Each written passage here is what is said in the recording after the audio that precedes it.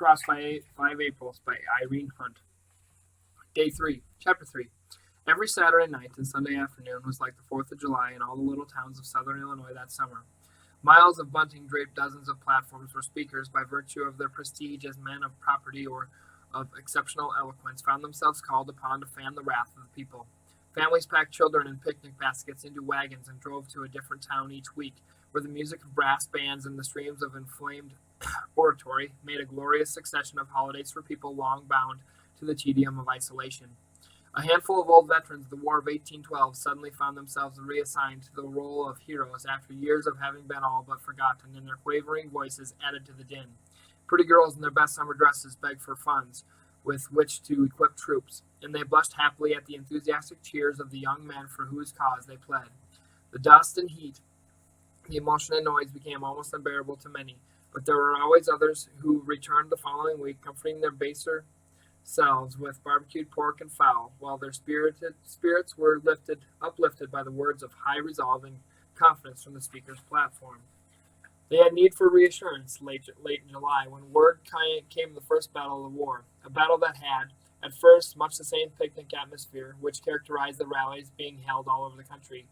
They read a full account of the Battle of Bull Run from the Chicago newspapers, how congressmen had driven out in their carriages accompanied by hoop-skirted ladies, all apparently eager to see the spectacle of young men butchering one another, how these carriages and spectators choked the roads when the Union troops were finally turned into a confused, bewildered mob scurrying for safety.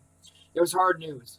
Many people preferred not to talk of it at all. Tom and Ed were sullen and resentful for days that their prophecies of an easy victory should so early have taken on a hollow ring. Jethro noticed that there was no more talk of taking the South by the breeches, no more confident statements of ending the whole affair in one decisive swoop. Word of a fiasco at a place in the east called Ball's Bluff came while people were still stunned by the news from Bull Run. It was too much. Some people began to say the war might possibly go on for a year or longer. Others acknowledged that the South may have been right when it boasted that the Northern factory workers would be no match for the bronzed young outdoormen below the Mason-Dixon line. Bill was silent throughout the turmoil that summer.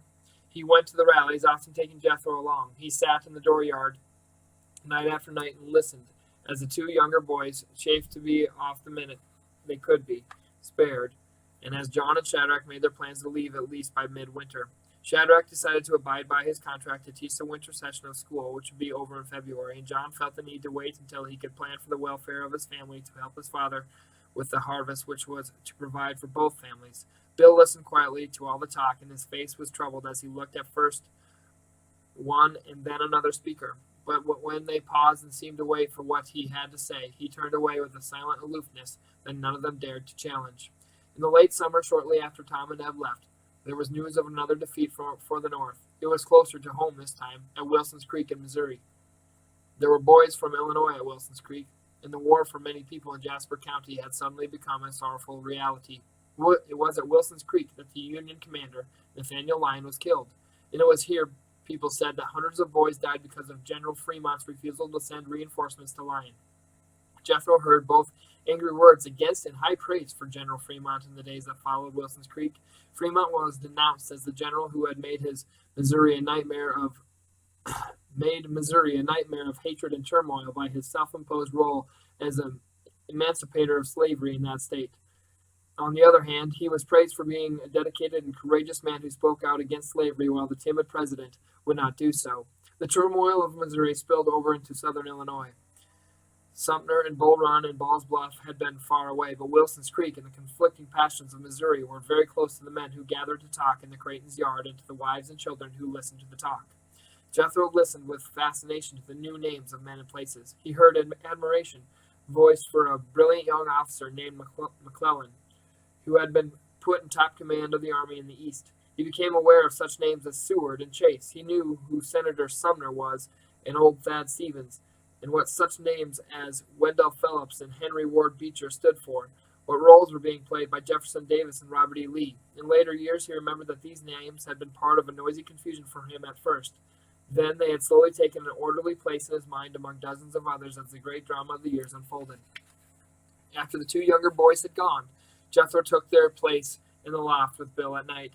Sometimes He dreamt about things he'd overheard in the conversations about Wilson's Creek, and when he awoke, often at the sound of his own cries, there was always Bill sitting on the edge of his bed beside him, talking quietly and pretending that the sound of a 9-year-old boy's crying was a manly yell of pursuit and aggression. "You yelped just now, Jeff," Bill said on one such night. Kind of a blood-curdling yelp it was. "You giving somebody what for in your dreams?" In the dark, Jethro could admit his weakness. "I was scared," he whispered. "If I'd been awake, it wouldn't have seemed so bad to think about, but sleeping, I was scared." "Lots of us is scared sometimes," Bill answered.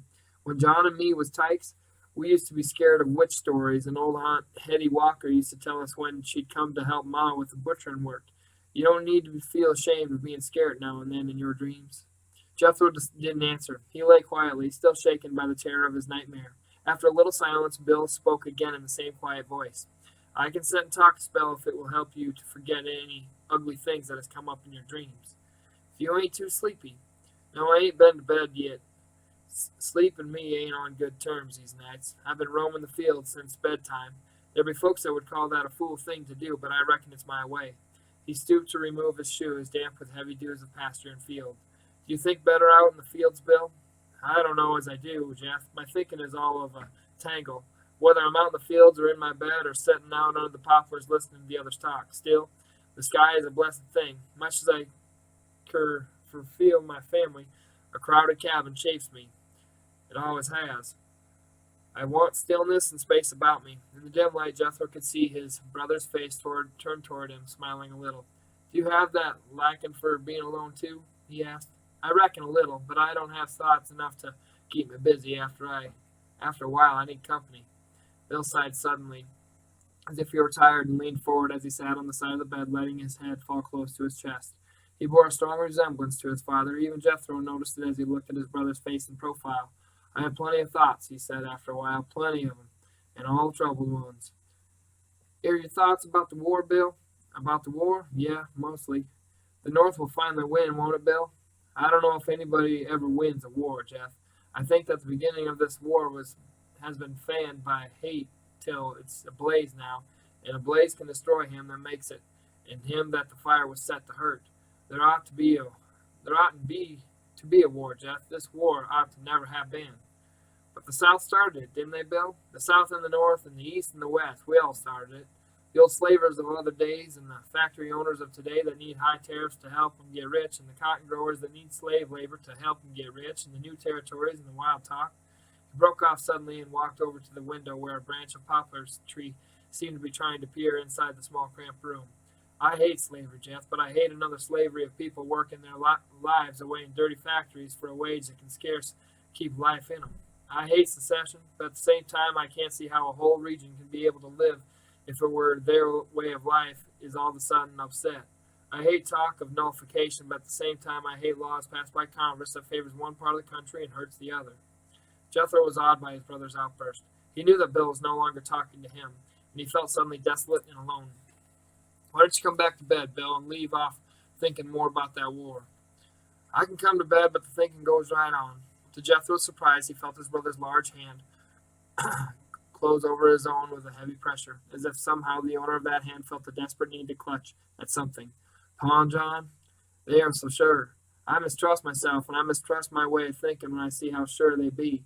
I want to be one with them, for John and me is close, and Pa is close to both of us, and yet I get full of anger when I see how sure they be." "Bill, don't talk about it any more." The plea came involuntarily from Jethro's lips. Bill nodded then, and reaching down, tucked the quilt about Jethro's shoulders. "I had not to be saying these things to you, young feller. You go to sleep now. We got a stack of work cut out for us tomorrow. We won't be talking about these things anymore. Forget 'em if you can." Work was heavy that fall, with 2 hands short, and there was a heaviness, too, that weighed upon the spirit of those who worked. Jethro labored for long hours beside Bill, and both of them were grave. But no mention was ever made of the things that had been said on the night of Jethro's nightmare. And the days followed, one after another, much the same, except that each was shorter as autumn grew later. Autumn was blithely indifferent to the tumult in the land that year. Color was splashed to the woods as if it had been thrown out by some madcap wastrel who spilled out during the weeks of one brief autumn. Beauty enough to last for years. There was yellow gold, burned gold, and gold turning brown, There were reds blending with browns, greens with grays, and solid browns shining like silk. Jethro stood on top of Walnut Hill one warm afternoon in October and yearned over the color that was his for the moment and that would be gone at the whim of the first windstep rain that came to usher in the bleak days ahead. Oak, maple, and poplar, sumac, wild grape, and dogwood, they all smiled at him that afternoon, and they said, "What war, little boy, what war?"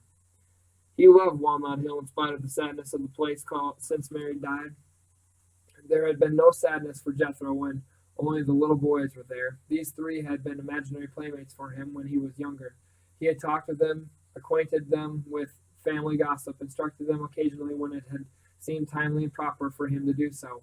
Once Matthew Creighton, standing concealed among the trees, had heard Jethro explaining a new slingshot to someone very real to him.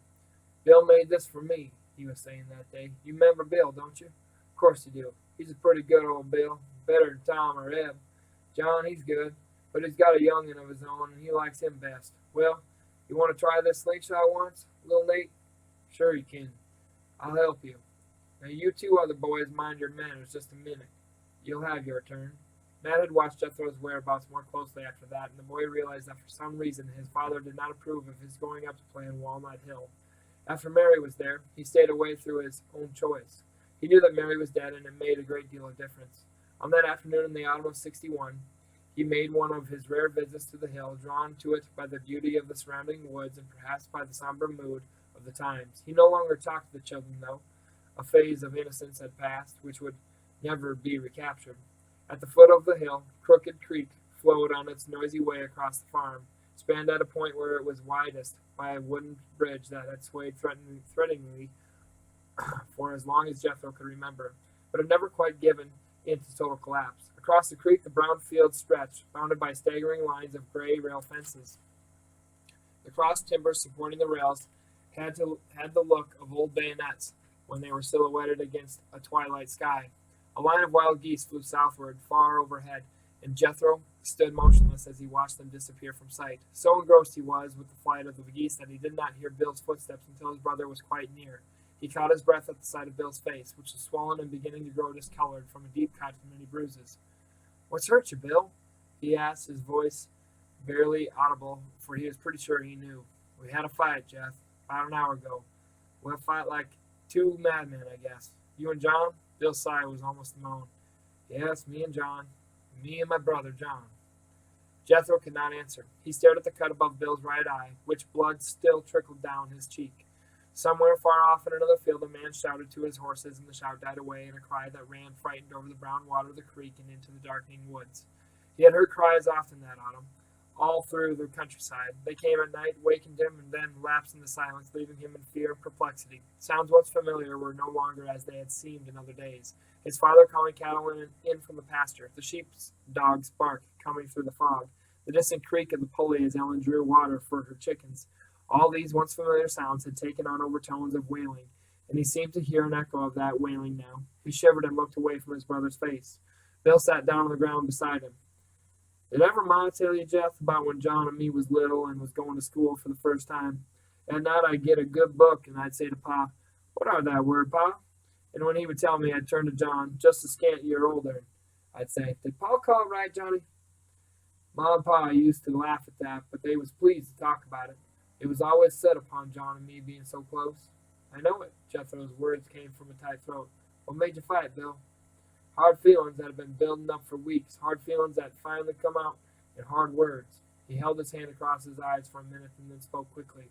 "I'm leaving, Jeff. It ain't that I want to, but it's that I must. The day's coming when I've got to fight, and I won't fight for arrogance and big money against a southern farmer. I won't do it. You tell Pa that. Tell him, too, that I am taking my brown mare. She's mine, and I have the right. Still, it'll leave him short, so tell him that I'm leaving money I made at the sawmill and at corn shucking. It's inside the cover of his Bible. You tell him to take it and buy another horse." Jethro was crying unashamedly in the face of his grief. "Don't go, Bill. Don't do it," he begged. "Jeff, I don't want you to go, Bill. I don't think I can stand it. Listen to me, Jeff. You're getting to be a sizable boy. There's going to be a lot of things in the years ahead that you'll have to stand. There'll be things that tear you apart, but you'll have to stand them. You can't count on crying to make them right. The colors were beginning to fade on Walnut Hill. A light wind bent the dried grass and weeds. Jethro felt choked with grief, but he drew a sleeve across his eyes and tried to look at his brother without further weeping. Where will you go, Bill? To Kentucky. I'll go to Wilson's place first. From there, I don't know. Will you fight for the Rebs? Bill hesitated a few seconds. I've studied this thing, Jeff, and I've heard all over it. My heart ain't in this war. I've told you that, and while I say that the right ain't say that the right ain't all on the side of the North, I know just as well that it ain't all on the side of the South either. But I have to fight. I reckon it'll be for the South. Jethro nodded. There were things he had to endure. After a while, he asked, Are you going tonight, Bill? Right away. I've had things packed in that hollow tree for a couple days. I've known that this was coming on, but I couldn't make myself leave. Now I'm going. The little mare is saddled and tied down on the molasses press. I'll go as far as Newton tonight. In the morning, I'll take out early. He got to his feet. There's lots of things I want to say, but I reckon I best not talk. Without looking at Jethro, he laid his hand on the boy's shoulder. Get all the learning you can and take care of yourself, Jeff, he said, and turned abruptly away. Across the prairies, through the woods, over the brown water of the creek, there was a sound of crying. Jethro ran to a tree and hid his face. He had heard his mother say that if you had watched a loved one as he leaves you for a long journey, it's like as not to be the last look at him that you'll ever have. Chapter 4. Twice during the month of February in 1862, the bells rang in every city and town throughout the North, and the name Ulysses S. Grant first became familiar to Jethro. The first real victory for the North had come with the fall of Fort Henry down in Tennessee, just a few miles south of the Kentucky line. God bless Grant, people shouted over and over in a rising chant the day Jethro went to Newton with his father after the news of Fort Henry. Guns were fired and people hugged one another in the streets. Here was something to make them proud, something to give them hope after the despairing stories of Bull Run and Ball's Bluff and Wilson's Creek. 2 weeks later came the news that Fort Donelson had also fallen to General Grant. Then people went wild with joy. God bless old U.S. Grant, they shrieked. Bless old unconditional surrender Grant.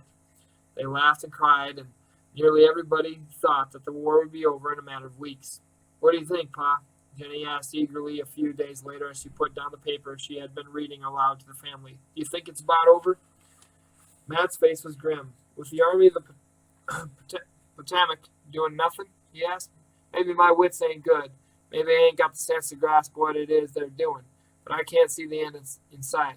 That general the papers had us believe was so fine, brilliant, they called him. What does he plan? What's the matter with him? General McClellan has had typhoid fever, Pa. You know how weak that left Shad. We mustn't judge him too harsh. Matt nodded. Maybe I misjudged the man, Jenny. God, I hope that one of these days you can say that your Pa was wrong about General McClellan.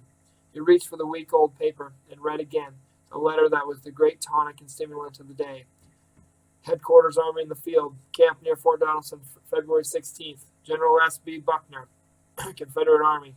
Sir, yours of this date proposing armistice, an appointment of commissioners to settle the terms of capitulation is just received. No terms except on an unconditional and immediate surrender can be accepted. I propose to move immediately upon your works. I am, sir, very respectfully, your observant servant, U.S. Grant, Brigade General.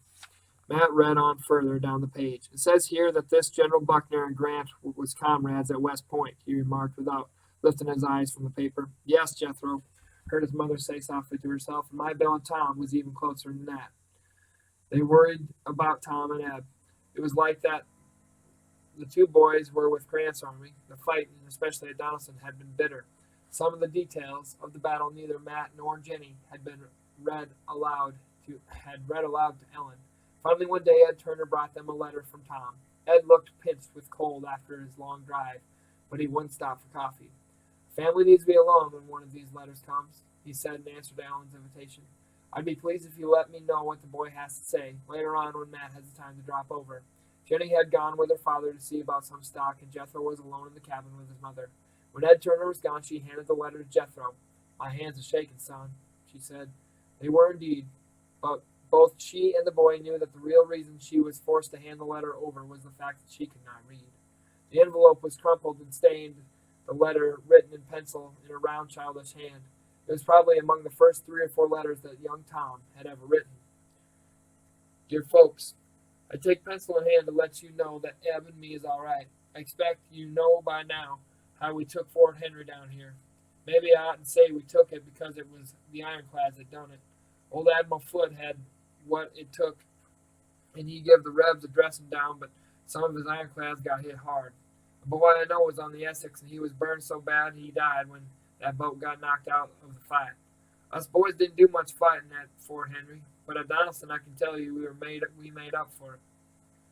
We had done a foolish thing on our way to Donelson, and I will write about it. When we was marching toward the fort, the weather was like a hot April day back home. We was feeling set up about Fort Henry, and when some of the boys got tired of carrying heavy blanket rolls, they just up and throwed them away. Then more and more of us acted like crazy fools, and we thought, throw it away, heavy coats and things to make our loads a little lighter. As soon as we got to Donelson, the weather turned cold as Billy sideways, and some of the boys that was sick or bad hurt, they froze to death in the snow. Things was awful bad with so many killed and others froze. I felt sick when I looked at them, and so I am not so proud about Donelson as maybe I ought to be. I miss your good cooking, Mom. You tell Jeff that being a soldier ain't so much. Yours truly, Tom. Jethro noticed that his mother's face was strangely twisted when he looked up from the letter. There was a look about her as if sorrow had been frozen in her face, a look he had not seen there before, not even on the day when he had come home from Walnut Hill to tell her that Bill had left. She stared at Jethro for a long time without saying a word. Then she got up and went into the pantry, closing the door behind her. Jethro sat beside the fireplace. There was no sound in the cabin except the crackling of the fire, and there was no feeling inside him except a great loneliness. He picked up Tom's letter and read it again. Then he smoothed it carefully and returned it to the envelope. It seemed strange that this scrap of paper had actually come from the battlefield, that Tom's big hand had actually touched it.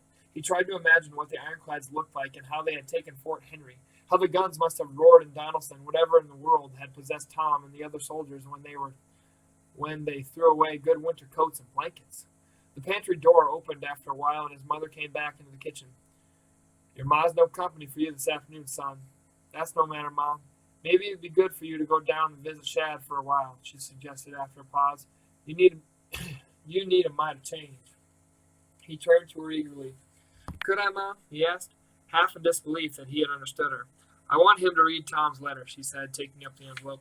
Maybe after Pa and Jenny has seen it, you could take it on to Shad. Sure, Ma. I'd be proud to do it for you. Ellen smiled wanly at his eagerness. It's terrible cold, but I reckon you could stay the night with him if he's a mind to ask you. Then you'd have only one way to walk. You're doing me a real big favor, Miss Creighton.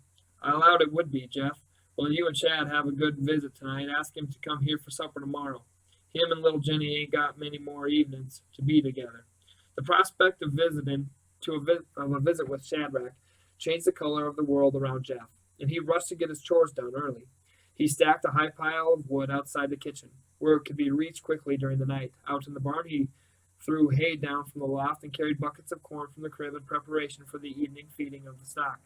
He was still working when Jenny came out to find him shortly after she and her father returned from their work. He noticed that her eyes were heavy with tears. Read Tom's letter? He asked. She sat down on a mound of hay, and the tears started again. Jethro stood beside her without speaking. After a while, she looked up at him. Ma says you're going to go up to Shad's tonight. Ma's having him here for supper tomorrow night, so you and him can talk some, he said, recognizing the envy in her look. Ma understands. She'd let me marry Shad before he leaves, but Pa won't. He talked to me about it this afternoon. It was the same old story. You're too young to be married, Jenny. You're just a little girl. Oh, Jeff, it's horrible to be so young. Why does there have to be a war to take Shad away from me before I'm of an age that Pa thinks is old enough for marrying? Jethro was sympathetic and terribly uncomfortable. He shifted from one foot to the other and touched her shoulder timidly. She put her hand over his for an instant and then got to her feet. I reckon I got precious little right to be crying over my troubles. He knew she was thinking of Tom, away somewhere in Kentucky or Tennessee with Grant's army. They didn't speak again until they were nearly up to the kitchen door. I hope you get bundled up for your trip, she said, then and added hurriedly, remember to tell me everything he says, Jeff. Will you do that for me? I sure will, he answered soberly. There was a time when he would have teased her, but not that evening. There was no time for light-hearted teasing about Shadrach Yale now that the winter term of school was over. Inside the house, she helped him pull on 2 pairs of heavy knitted socks, which helped to fill out the pair of Tom's old shoes he was wearing, and she buttoned a heavy sheepskin coat around him, tying the collar up around his ears with her own red woolen scarf. Ellen drew a flat loaf of white bread from the ashes of the fireplace and wrapped it in a clean cloth. This'll keep your hands warm for part of the way, at least. It ain't much of a gift to carry, but maybe the two of you will relish a little change from cornbread. He was patient. He knew that after a while they would let him go. There might be another adjustment of his collar, another gift for Shad, more admonitions about his company's manners. But finally they would let him go. And they did, finally. He had to have his coat unbuttoned at the last minute and Tom's letter pinned securely inside his shirt. But after that there seemed to be no other reason for detaining him. Nothing to do but stand at the window watching as he plunged out into the cold late afternoon for his visit.